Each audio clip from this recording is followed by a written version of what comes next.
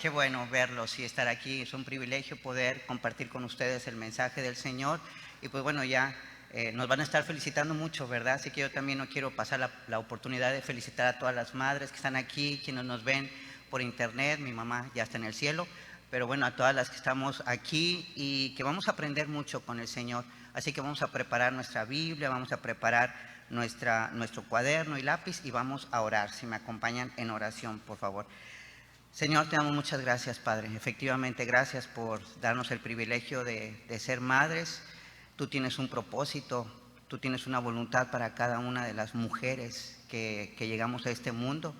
Y algunas somos madres, otras somos madres espirituales, pero todas podemos dar ese amor maternal, Señor. No necesitamos tener un hijo que salga del vientre para poder entregar ese amor que tú has puesto en nuestros corazones. Es tu palabra que tú has derramado tu corazón en nuestros corazones. Pues no hay que quedarnos con ese amor, hay que darlo, hay que darlo. Y te damos gracias, Señor, por esa oportunidad tan maravillosa que nos das de entregar ese amor que tú nos has dado. Te pedimos que tú nos guardes durante esta mañana, que tu palabra sea la que abunde en nuestros corazones, que entreguemos nuestro corazón al mensaje que tú tienes para cada uno de nosotros y que podamos ser cada día más sabios, Señor, y que no solamente eso, sino que nos pueda redarguir de tal manera que nos arrepintamos de aquello que tú llamas pecado y que también nosotros tenemos que llamar pecado. Te damos gracias por estos momentos de comunión íntima contigo y de adoración también, porque es una manera de adorarte, Señor. Te bendecimos y te adoramos en nombre de tu Hijo amado Jesús.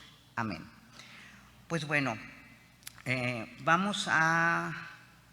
antes, tenemos hijos, ¿verdad? La mayoría. Bueno, es un tema no tanto enfocado a las mamás, aunque bueno, sí vamos a tocar un poquito a las madres, pero la palabra de Dios no solamente es para las mamás, la palabra de Dios es para todos, ¿verdad? Entonces, pues bueno, vamos a Mateo 15, vamos a leer el pasaje. Vamos a Mateo 15, versículos del 21 al 28. Mateo 15, del 21 al 28. Dice Mateo 15, del 21 al 28, saliendo Jesús de allí, se fue a la región de Tiro y de Sidón. Y aquí una mujer cananea que había salido de aquella región, clamaba diciéndole: Señor, Hijo de David, ten misericordia de mí. Mi hija es gravemente atormentada por un demonio. Pero Jesús no le respondió palabra. Entonces, acercándose sus discípulos, le rogaron diciendo: despídela, pues da voces tras nosotros. Él respondiendo dijo: no soy enviado sino a las ovejas perdidas de la casa de Israel. Entonces ella vino y se postró ante él diciendo: Señor, socórreme. Respondiendo él dijo: no está bien tomar el pan de los hijos y echarlo a los perrillos. Y ella dijo: sí, Señor, pero aún los perrillos comen de las migajas que caen de la mesa de sus amos. Entonces respondiendo Jesús dijo: oh mujer, grande es tu fe, hágase contigo como quieres. Y su hija fue sanada desde aquella hora. Este mismo pasaje lo vamos a poder encontrar en Marcos 7, del 24 al 30. Y bueno, ahí yo les recomiendo que lo tengan también anotado. Marcos 7, del 24 al 30 es el mismo pasaje, pero bueno, bajo el enfoque de Marcos, ¿verdad? Es como si hubiera ocurrido un choque cuando son los evangelios sinópticos. Yo escuché esta descripción y me gustó mucho porque lo entendí. Es como si ocurre un choque y tú vas y ves el choque de un ángulo y ya después otra persona lo ve en otra cuadra, otra persona a lo mejor lo ve con un dron. Entonces son diferentes ángulos en el que se ve el mismo pasaje, pero es el mismo mensaje. Entonces eso es la característica que tienen los sinópticos, Marcos, Lucas y Mateo, ¿verdad? Entonces, pues, hijos chicos, problemas chicos, dicen por ahí. Hijos grandes, problemas grandes, ¿verdad? Reconocer que hay un problema en alguno de nuestros hijos no es cosa fácil, ¿verdad? Aceptamos y ayudamos cuando alguno de nuestros hijos está en problemas, está metido en problemas y vemos cómo, pero le ayudamos a salir de ese problema, ¿verdad? Pero a veces como padres, como madres, no queremos ver el problema del hijo, no lo queremos ver y muchos factores intervienen para no querer ver que algo anda mal con nuestro hijo. ¿verdad? Que algo no está bien con mi hija. Es realmente el qué va a pensar de mí la gente si yo abro este problema que tiene mi hijo. ¿Es realmente eso lo que me impide a mí darme cuenta del problema en el que está mi hijo? O muchas veces también decimos, es porque respeto su privacidad y no me meto mucho en sus asuntos, ¿verdad?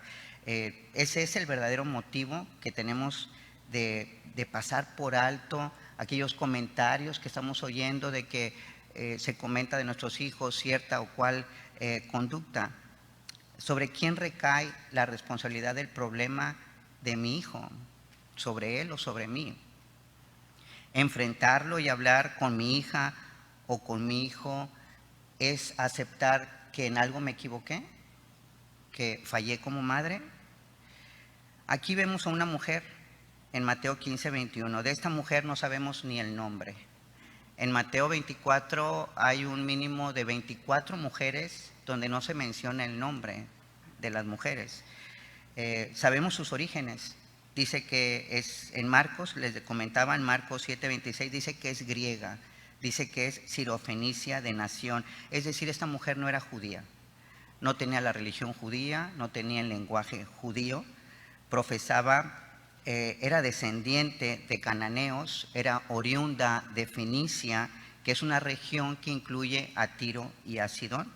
Entonces sus descendientes eran cananeos, eran aquellos cananeos que leemos en el Antiguo Testamento, que adoraban a Baal, que adoraban a Acera, que adoraban al rey Dag, ¿verdad? Que les daban un montón de sacrificios, les entregaban a sus hijos, los pasaban por fuego, veneraban a una multitud de dioses, eran politeístas.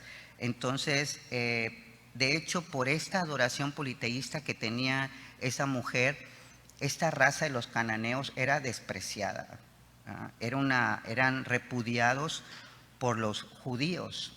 Entonces aquí vemos a una mujer que era representante de esta raza despreciada, marginada, que nadie quería tener nada que ver con ella. Sin embargo, era madre, tenía una hija, dice aquí. Era una madre desesperada, una madre angustiada, porque dice que su hija era gravemente atormentada por un demonio, ¿verdad? Esta palabra atormentada por un demonio es el griego kakos daimonizetai. Y no nos habla más acerca del tormento de esta niña, ¿verdad? De esta jovencita. Mas, sin embargo, bueno, para que nosotros nos podamos dar una idea, vamos a Marcos 5. Adelante, no pierdan Mateo, porque ese va a ser nuestro pasaje. Y aquí en Marcos 5, pues vemos el endemoniado gadareno, ¿verdad? Y entonces vamos a poder ver algunas características de este tormento, a qué se refiere este tormento, atormentada por un demonio. Entonces aquí en Marcos 5:1 dice, vinieron al otro lado del mar, a la región de los Gadarenos.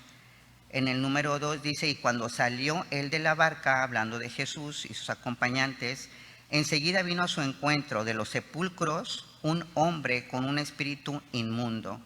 Esta palabra, esta frase espíritu inmundo es una de 3 palabras que el Nuevo Testamento utiliza para demonios, espíritus inmundos, endemoniados. Y entonces esta frase espíritus inmundos es el griego pneumata akatartos.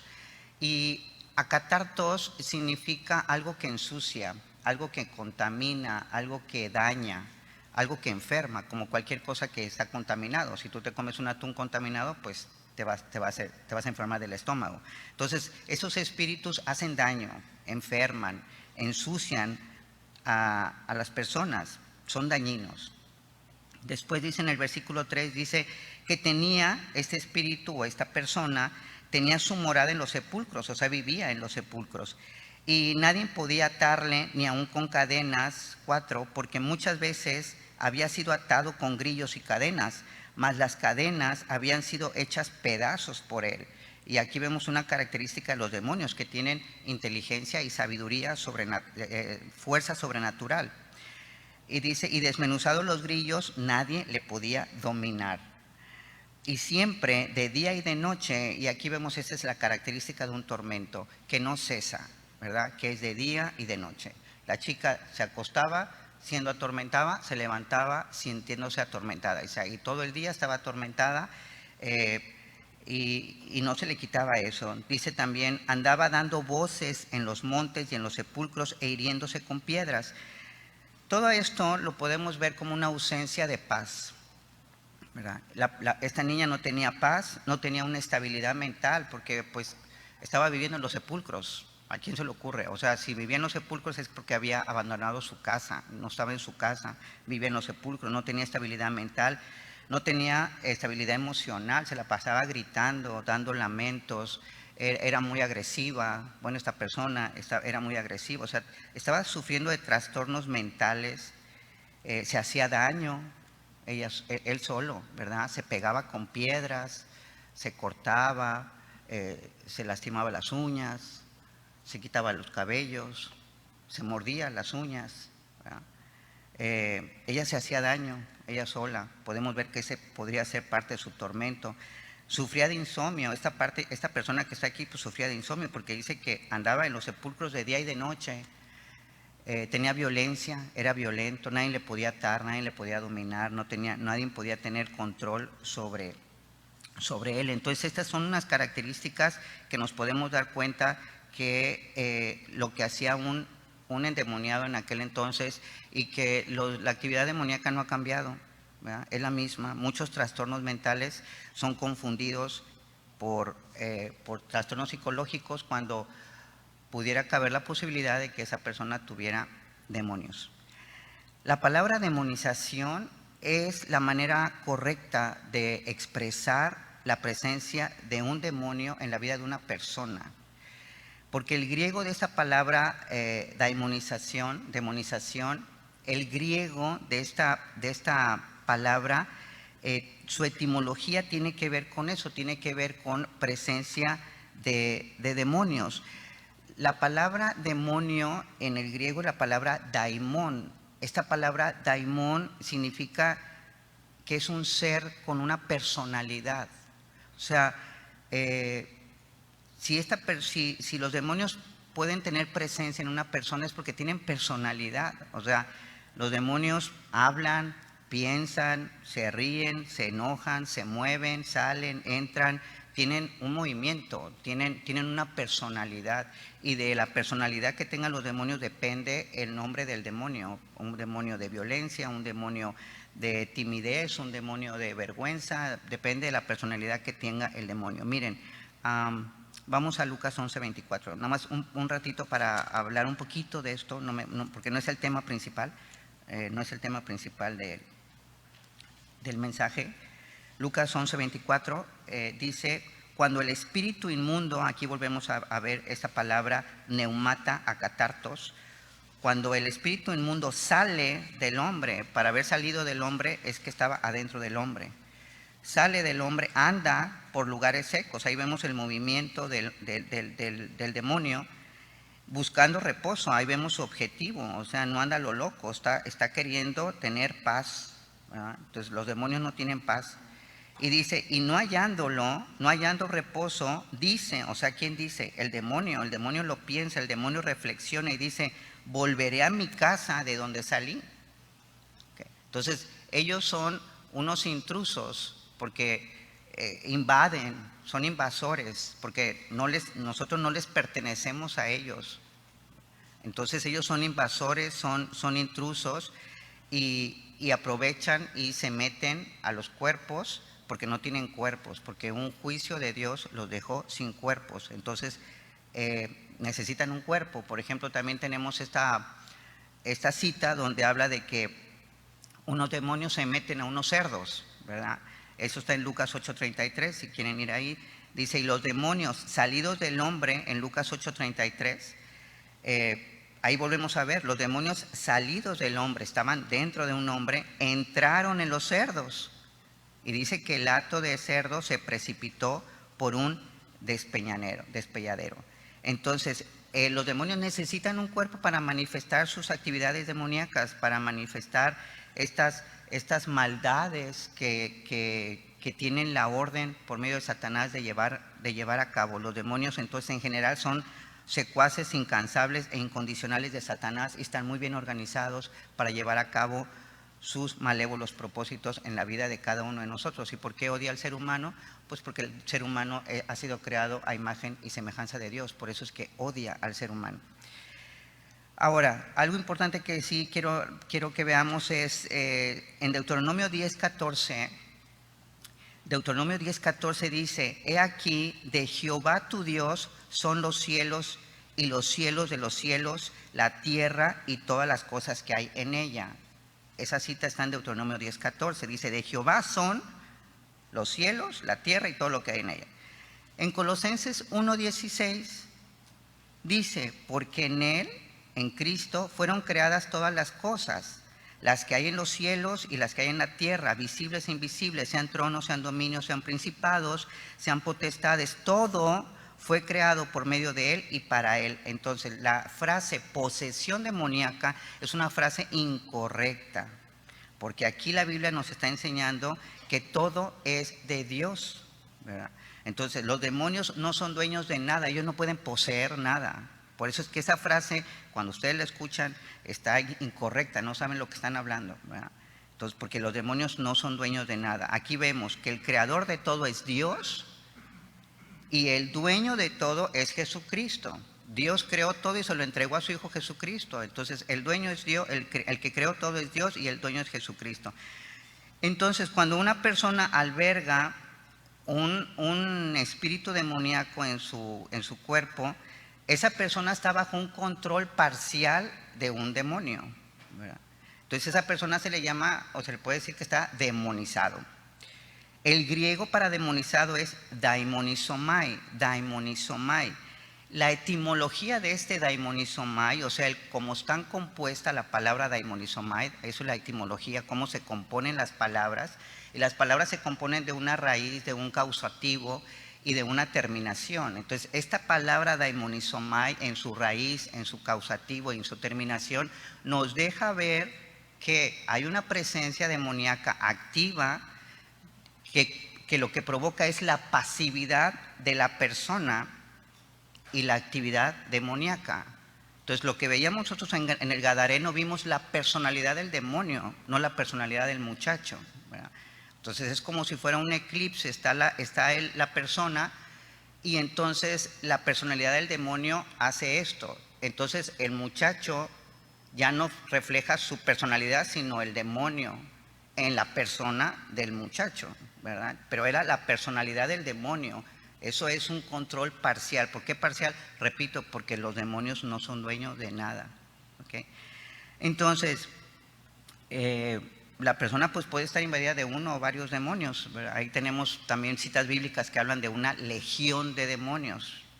Y legión de demonios estamos hablando de 6,000 demonios o más. Y eso habla también de la capacidad espiritual que tenemos los seres humanos. Tenemos una capacidad bastante grande. Y cómo no, si albergamos también al Espíritu Santo de Dios. Entonces, también es incorrecto pensar que Satanás y Dios están luchando a ver quién gana. Eso es incorrecto pensar que Dios y Satanás están en una lucha por el mundo. Eso es incorrecto, ¿verdad? Y lo vamos a ver rapidito ahí en la Biblia.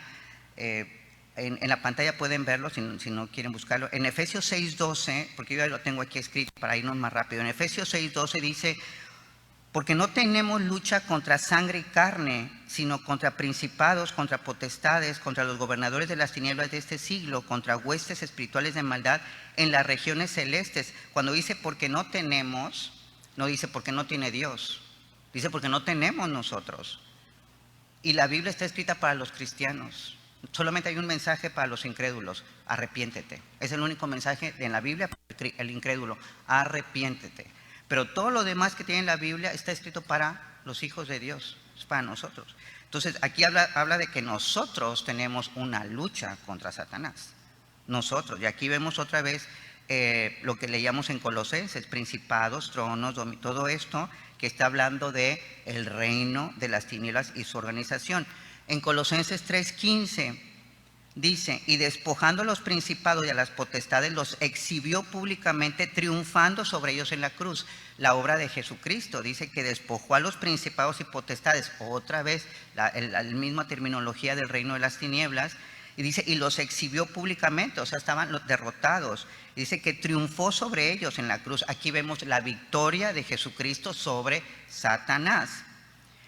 En Apocalipsis 20:10 dice, y el diablo que los engañaba fue lanzado en el lago de fuego y azufre, donde estaban la bestia y el falso profeta, y serán atormentados día y noche por los siglos de los siglos. O sea que Satanás y sus demonios ya están sentenciados porque Jesucristo los triunfó sobre ellos en la cruz, y están sentenciados. ¿Cuál es la sentencia? Esta de Apocalipsis 20:10. Sin embargo, todavía no es tiempo de la condena. Una cosa es que se dicta sentencia y otra cosa es que ya la persona está pagando la condena. Satanás ya está sentenciado al lago de fuego. Falta que llegue ese momento donde va a estar ahí, en el lago de fuego por los siglos de los siglos. Entonces, cualquier pecado que cualquier hijo de Dios no confiese, no pida perdón, no se arrepienta de él, es una apertura legal en el cosmos espiritual de Dios, y que le otorga permiso legal a Satanás y a sus demonios de ejercer una influencia demoníaca en él. El pecado no confesado, de que no se arrepienta la persona, ese pecado habitual, ¿verdad? Es una apertura legal y que le da permiso legal a cualquier demonio de tener presencia en tu vida. La presencia del demonio puede ser directa o indirecta. Indirecta son esos dardos, esos dardos de fuego que oímos en la palabra. Los dardos de fuego son pensamientos que vienen de afuera hacia adentro, pero puede ser directa, ya un tormento adentro. Y las personas no creen mucho en esto, ¿verdad? Pero bueno, la palabra lo dice. Todas estas citas, por ejemplo, Efesios 4:27, que nos dice, no deis lugar al diablo, una vez más se lo dice a los creyentes, no lo dice a los incrédulos. Efesios 4:27. Primera de Pedro 5:8. Sed sobrios y velad, porque vuestro adversario, nuestro enemigo, el diablo, como león rugiente, anda alrededor buscando a quien devorar, ¿verdad? A quien destruir. Primera de Timoteo 3:7. También es necesario que tenga buen testimonio de los de afuera, para que no caiga en descrédito y en lazo del diablo. Todas estas citas bíblicas hablan de una actividad demoníaca todavía, pues aquí en el mundo, ¿verdad? Juan dice que está bajo el maligno el mundo. Entonces, muchas veces dicen, bueno, es que Satanás no tiene poder sobre los hijos de Dios porque Cristo ya los venció. Correcto, efectivamente, ya Cristo ya le quitó el poder a Satanás y no tiene poder sobre los hijos de Dios. Correcto. Pero yo quisiera que pensáramos en esto rapidito. ¿Alguna vez tú has oído decir, o tú lo has dicho, que hayas dicho, es que todavía si pienso en esa persona, todavía me puede su recuerdo? Es que si yo recuerdo ese suceso de hace 2 años, ese choque, ese incendio donde me quedé sin casa, todavía me puede ese recuerdo, todavía me puede, ¿verdad? El recuerdo de una persona o de un hecho, o mencionar el nombre de una persona, tiene el poder de trastornarte, tiene el poder de sacudirte de forma violenta, inesperada, de sacudir las fibras de tu ser, de llegar a tu corazón y empezar a que empiece una taquicardia, ¿verdad? Tiene el poder de trastornar tu mente, o sea, de que no digo de que te vuelvas loco, estoy diciendo de que si estás pensando bien, de repente dices, ay, ¿en qué estaba pensando? O sea, se me fue el avión, no sé en qué pensó. Eso es un trastorno mental, no forzosamente es una demencia, ¿verdad? Entonces, puede ser que esa persona ya no está en tu vida, ¿verdad?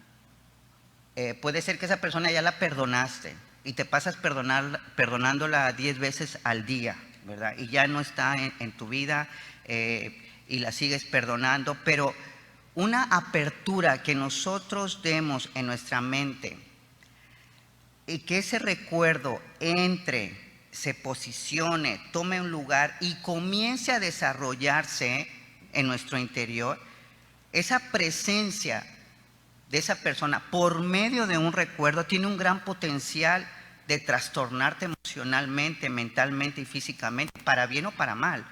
Porque un recuerdo te puede sacar una sonrisa, ¿verdad? Y hay gente que dice, bueno, ¿y tú de qué te estás riendo? Ay, es que me recordé de algo, ¿verdad? Entonces, ese recuerdo puede sacarte una sonrisa, puede ponerte de buen ánimo, puede alegrar tu día, ¿verdad? Ay, me recuerdo esto y lo otro, y entonces te alegras. Pero también puede ser para mal, así como puede causarte una alegría, te puede causar una tristeza.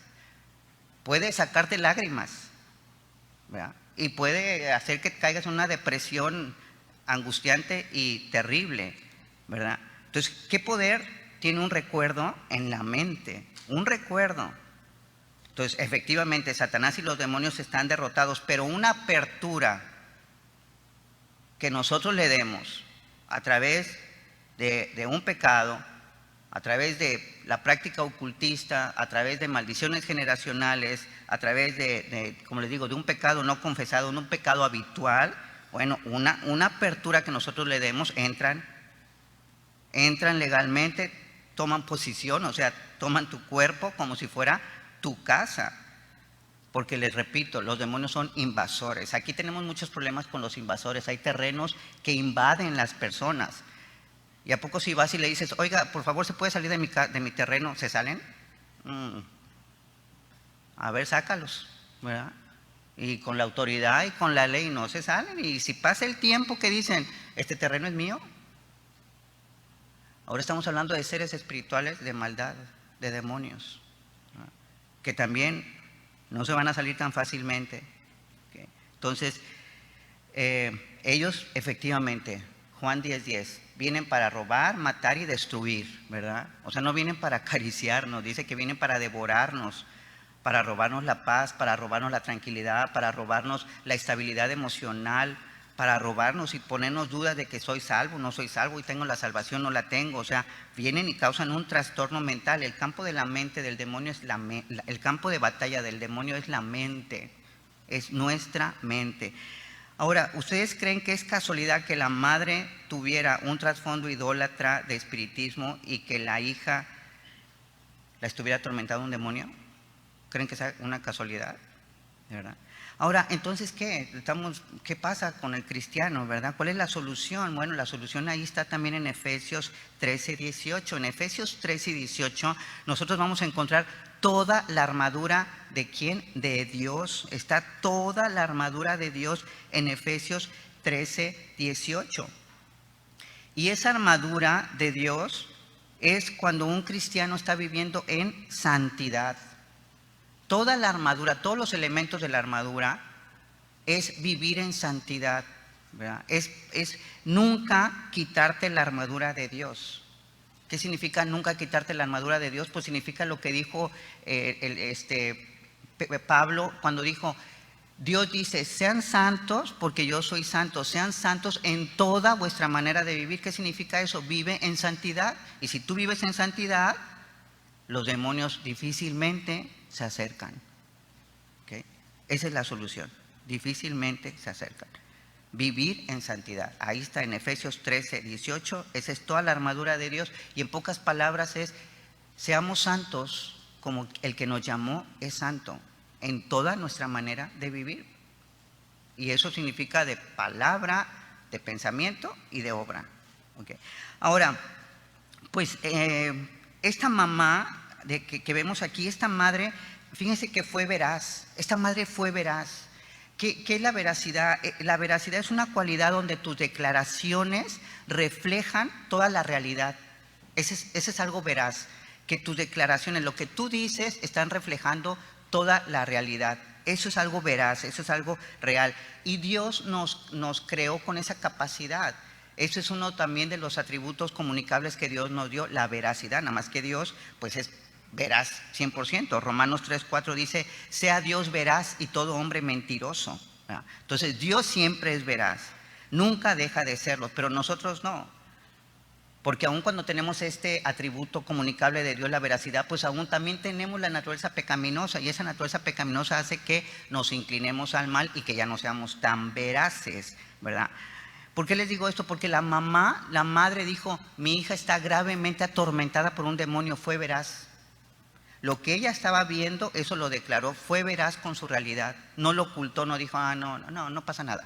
No, ella le puso todas las palabras a lo que le estaba sucediendo a su hija.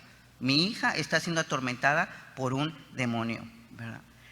Y fíjense que hace pues bastante tiempo mi hijo mayor sufrió de obesidad y yo no lo había visto. Y ante mis propios ojos, mi hijo sufrió y subió de peso hasta pesar 95 kilos. Ante mis propios ojos. ¿Cómo no me di cuenta? ¿Cómo nunca le llamé a lo que le estaba pasando a mi hijo obesidad? ¿Cómo le llamaba? Es una cosa, se le va a pasar. Es cosa de juventud. Bueno, se tiene que alimentar, está joven, tenía 15 años, imagínense. ¿Okay? Entonces, yo no estaba viendo, yo no estaba siendo veraz. Y como madres podemos estar viendo una realidad en la vida de nuestros hijos y no aceptarla. Y nosotras mismas decir, bueno, todo está bien, ya se le pasará, es cuestión de tiempo, ¿verdad? Podemos estar oyendo, leyendo comentarios acerca del comportamiento de nuestros hijos y no aceptarlo. No está siendo veraz. Podemos estar recibiendo quejas del comportamiento de nuestros hijos y no queremos verlo, no estamos siendo veraz. Esta madre fue veraz. Y como madres tenemos la responsabilidad de ser veraces y llamarle anormal a lo que a nuestros ojos estamos viendo que es anormal en el comportamiento de nuestros hijos. Tenemos la obligación no solo de señalar la conducta incorrecta, inapropiada e inmoral de nuestros hijos, sino aceptar que tienen un problema, llamar al problema como se llama, el nombre que tiene, y no ignorar lo que todos ven y nosotros no queremos ver. Estamos no siendo veraces. Que el Señor nos ayude a ser veraces. Santiago 1:5 dice, si alguno tiene falta de sabiduría, ¿qué? Pídala a Dios. Nos tiene que dar Dios sabiduría para poder ser veraces con nuestros hijos. Bueno, vamos a ver qué nos enseña este pasaje. Ya me fui mucho, pero bueno. Aquí cuando leemos en Mateo que la mujer sale de Tiro y de Sidón y se acerca a Jesús, ¿verdad? Dice que ella salió de Tiro y de Sidón y se acerca a Jesús. Bueno, esta madre se entera que Jesús anda por esos lugares, ¿verdad? Y en Marcos dice que ellos se alojaron en una casa. Entonces, pues a Jesús le duró muy poquito esa tranquilidad que había estado buscando, porque él venía pues de querer descansar de la persecución de su propio pueblo judío, y se sale de regiones de Galilea, se sale de regiones de judíos y se va a una región de gentiles que era Tiro y Sidón, con personajes pues como los cananeos, como esta mujer que lo representaba, ¿verdad? Entonces, pues, quién sabe, esta mujer llega a la casa buscándolo con desesperación, porque necesitaba de su ayuda. Pero ¿saben qué? Nadie puede acercarse a Jesús si antes no reconoce su incapacidad. Esa mujer reconoció su incapacidad y fue y buscó a Jesús. En Jeremías 10:23 dice, conozco, oh Jehová, que el hombre no es señor de su camino, ni del hombre que camina es el ordenar sus pasos. Nosotros somos incapaces de guiar nuestra propia vida. Menos podremos guiar la vida de nuestros hijos. Yo sabía, en aquel entonces cuando mi hijo estaba con este problema de obesidad, yo estaba haciendo mucho ejercicio, yo entrenaba 2 veces al día en un gimnasio y conocía de muchos ejercicios, pero no sabía cuál era el que mi hijo necesitaba para bajar de peso. Sabía de muchas dietas, me la pasaba a dieta todo el tiempo, pero no sabía cuál era la que necesitaba mi hijo, era incapaz de ayudarlo. La mujer cananea era pagana. La mujer cananea era experta en ritos, en magia negra, en rituales de sanidad, en santería. Era sumamente religiosa, pero reconoció la incapacidad, su incapacidad de sacar a su hija adelante. La reconoció que sus dioses no podían ayudarla. Y como padres, a veces saben que esta autoridad, este título de padres, a veces nos trabaja como de doble filo.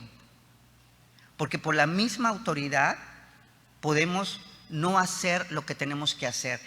Cuando nosotros leemos en Romanos 1:21, casi siempre este pasaje lo tomamos para personas pues incrédulas o o apóstatas, ¿verdad? Pero sí nos acomoda a nosotros un poquito. Miren, Romanos 1:21 dice que no le glorificaron a Dios, que no glorificaron a Dios. Vamos a Romanos 1:21 porque no lo tengo. Ok, aquí está. Romanos 1:21 dice, pues habiendo conocido a Dios, ¿quién conoce a Dios? ¿Quién conoce a Dios de aquí? Ok, como que ya no queremos levantar la mano. Ok, dice, pues habiendo conocido a Dios, no le glorificaron como a Dios, ni le dieron gracias, sino que se envanecieron en sus razonamientos y su necio corazón fue entenebrecido.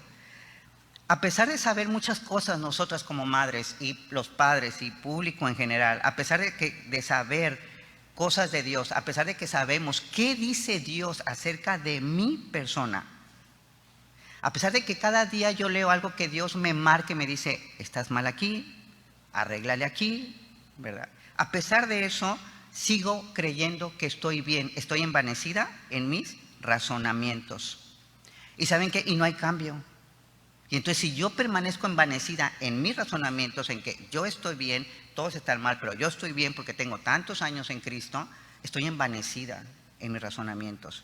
Y aquí y sigue hablando y dice que profesores sabios se hicieron necios, dice que no le dieron gloria, dice en el 25, ya que cambiaron la verdad, fíjense, ya que cambiaron la verdad de Dios por la mentira, honrando y dando culto a las criaturas antes que al Creador, el cual es bendito por los siglos de los siglos. Una de esas criaturas podemos ser nosotras mismas, dándonos adoración a nosotras mismas, cuando no hay un cambio en nuestras vidas. Cuando hemos leído que tenemos que cambiar y no cambiamos, ¿qué estoy haciendo? Estoy adorando a mí misma como criatura y no le estoy dando la gloria a Dios. Entonces, como madres tenemos que reconocer nuestros límites, ¿saben? Nuestras debilidades, nuestros fracasos. Porque no por llevar el título de madre significa que somos las perfectas, que no tenemos debilidades, que no tenemos fracasos. Muchas veces esos títulos de padre, madre, líder, diputado, presidente nos estorban para ver la realidad de nuestra propia vida y no nos ayudan. En lugar de ayudarnos nos afectan a nosotros y afectan a nuestros hijos porque no los podemos ayudar. Entonces es Dios quien viene y pone orden en donde, en mis razonamientos, en mis emociones, en mis pensamientos. Él es el que pone orden en lo que yo quiero hacer, o sea, en mi voluntad. Dice la palabra que no seamos sabias en nuestra propia opinión. Dice la palabra que reconozcamos a Jesús en todos nuestros caminos y sobre todo en la crianza de nuestros hijos. Pues la palabra de Dios dice que el que está en Cristo, nueva criatura es, que las viejas cosas pasaron. Y cuando habla de que las viejas cosas pasaron, no está hablando de que ahora vivo en Monterrey porque antes vivía en México, ahora soy casada porque antes era soltera. No, habla de cómo pensábamos antes, habla de cómo razonábamos antes, habla de cómo eran nuestras conclusiones antes. Todas esas cosas viejas pasaron. He aquí, todas son hechas nuevas en Cristo Jesús. Esta es la solución, que nosotras nos metamos a Cristo, porque también dice la Escritura que tenemos la mente de Cristo. Y eso es una gran esperanza para nosotros, para todos, no nada más para las madres. Entonces, pues no es suficiente reconocer mi debilidad, ¿verdad? Es necesario dejar mi pecado y volverme a Dios. Eso se llama arrepentimiento. No solamente reconozco que soy débil, no solamente reconozco esto y que por débil pequé aquí, sino que tengo que dejar ese pecado y volverme a Dios, dar un giro hacia Dios. Por ejemplo, miren, si vamos a Isaías 55:7, Isaías 55:7 dice: deje el impío su camino y el hombre inicuo sus pensamientos y vuélvase a Jehová. Deje el impío su camino, su conducta, y el hombre inicuo sus pensamientos, su manera de pensar equivocada, déjalas y vuélvete a Dios, el cual tendrá de él misericordia, y vuélvete al Dios nuestro, el cual será amplio en perdonar. Gloria a Dios. Qué gran esperanza de poder cambiar y de cambiar bien, de dar unos pasos firmes en mi cambio si me vuelvo a Dios. Entonces, Esta madre que vemos de la historia, esta madre dejó Tiro y Sidón, salió de Tiro y Sidón, abandonó Tiro y Sidón y se metió a buscar a Dios. O sea, dejó todo lo que representaban sus creencias, en lo que ella tenía puesta su fe, en lo que ella tenía puesta su confianza. Ella creía estar llevando su vida bien y la de su familia también, la de su casa ordenada, según sus creencias, según la adoración al Dios que ella adoraba. Pero esta mujer oyó de Jesús, supo que por ahí andaba, supo que había otra opción. Se enteró de aquel que ayuda de una manera distinta, sobrenatural, eficaz. Se enteró de aquel que salva. Entonces, esta madre oyó de Jesús y creyó y fue en busca de él. Porque la fe no viene por el ver, la fe viene por el oír. Y esta mujer fue justificada ahí. Ella oyó de Jesús. No sabemos cómo oyó de Jesús. Lo que sabemos es que dice que salió de ahí y fue a buscarlo. Esta mujer tiró las ramas de sus brujerías, rompió sus imágenes de ahí, las que tenía, apagó las veladoras y solo usó los vasitos para su despensa, quitó los ajos que tenía en la puerta y se hizo ahí un caldito, dejó sus libros de metafísica, dejó sus libros de control mental Silva, se hizo una fogata con aquellos libros de superación personal y de potencial humano positivistas. ¿Y saben qué hizo? Puso su esperanza en Jesús aún sin verlo. Qué fe tan tremenda, qué fe. Y eso es lo que dice Hebreos 11:1. Es pues la fe, la certeza de lo que se espera. Ella esperaba ver a Jesús. La certeza de lo que se espera, la convicción de lo que no se ve. Ella sabía que con Jesús iba a poder ver a su hija sana. Tenía una convicción. Esa es la fe. Como madres, solemos poner nuestra fe y esperanza muchas veces en nuestros propios hijos. Y nos hacemos grandes expectativas en relación con ellos. Seguramente esta madre también. Nunca pensó que su expectativa iba a estar atormentada por un demonio y vuelta loca. Nuestros hijos pueden estar enfermos hoy. No sé de qué enfermedad. Puedan no estar cumpliendo tus expectativas. Pero ¿sabes qué? Debemos de dejar nuestros recursos. Deja los recursos que tienes para poder sanar a tu hijo. Déjalos y pon tu confianza en Dios. Busca a Jesús. Él es el único que va a poder cumplir sus expectativas en nuestros hijos. Porque lo que yo tengo que esperar y lo que tenemos que esperar son las expectativas, los propósitos de Dios en la vida de nuestros hijos, no mis expectativas. Jesús estaba de incógnito. No quería que nadie supiese que estaba ahí. Se fue y se escondió en esa casa. Nadie sabía, excepto una mujer desesperada. Excepto una mujer que tenía una gran necesidad, sabía que Jesús estaba ahí. El Salmo 40:17 dice: aunque afligido yo y necesitado, Jehová pensará en mí. Mi ayuda y mi libertador eres tú, Dios mío, no te tardes. Jesús, cuando salió de Tiro y Sidón, lo hizo pensando en esa mujer. Cuando esta madre llegó a la casa, Jesús ya la estaba esperando. No encontramos nosotros a Jesús. Jesús se coloca para que yo lo encuentre. Él se colocó en esa casa para que esa mujer lo encontrara. Para que esa mujer, esa madre que estaba desesperada, lo encontrara.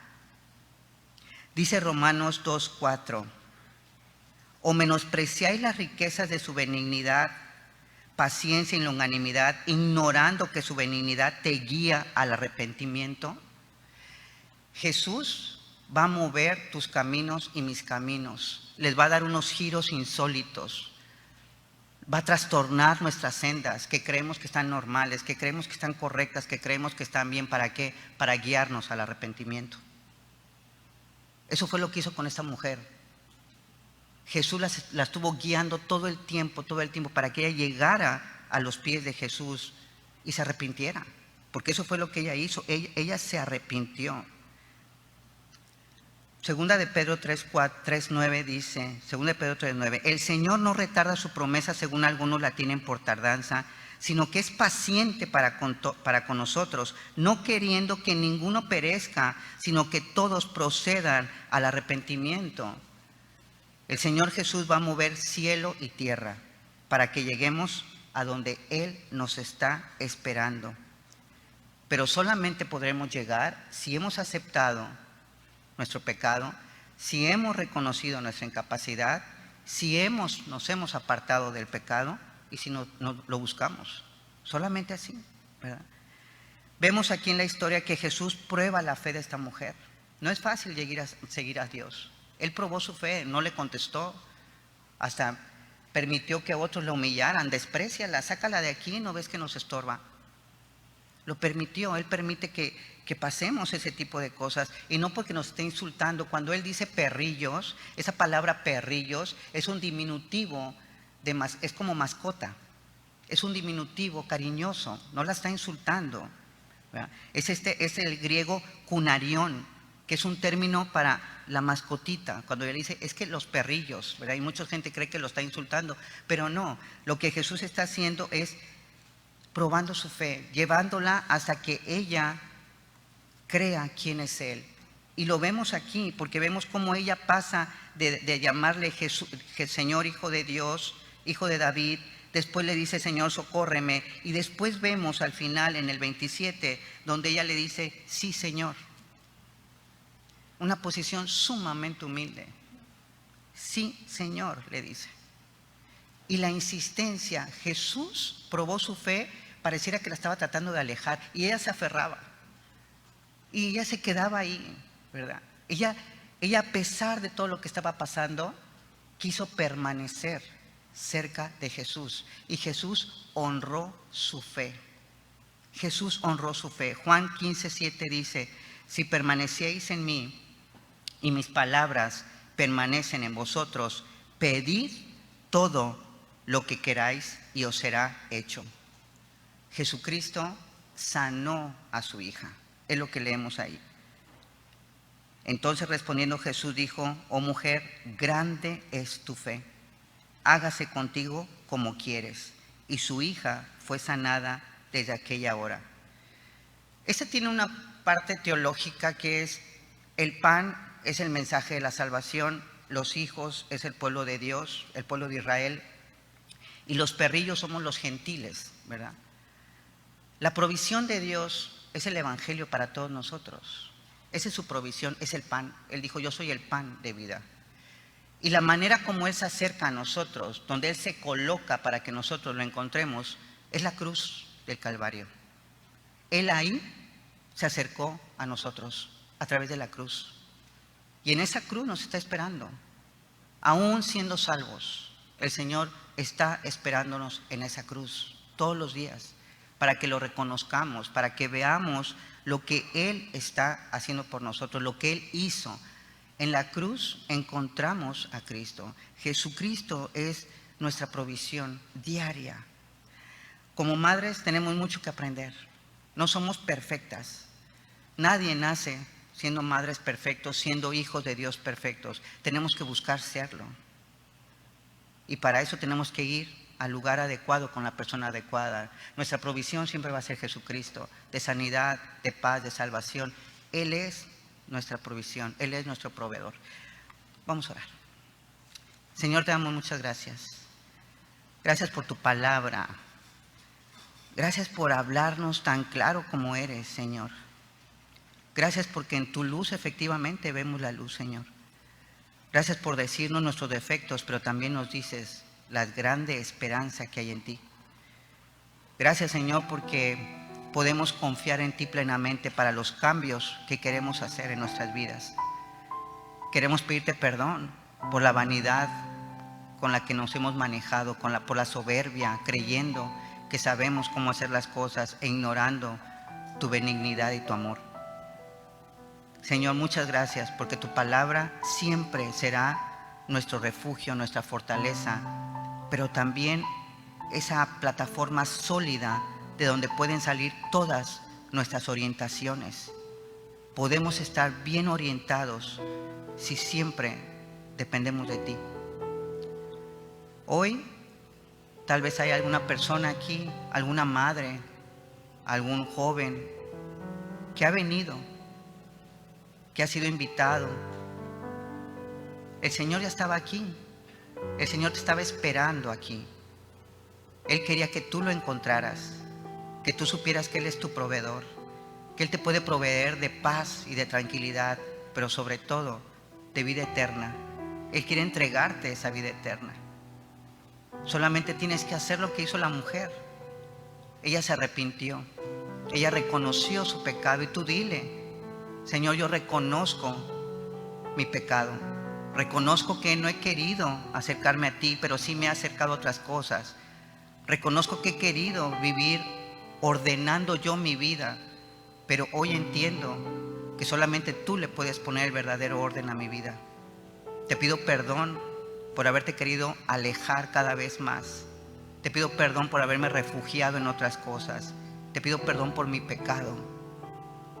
Y me acerco a ti buscando ese perdón. Tú eres mi proveedor de perdón, y yo lo creo, porque tú moriste en la cruz por mí, y yo lo creo. Te recibo como mi Señor y como mi Salvador, y caminar contigo de ahora en adelante será mi delicia. En el nombre de Jesús, amén. Bueno, pues ya estamos. Gracias a Dios. Gloria a Dios.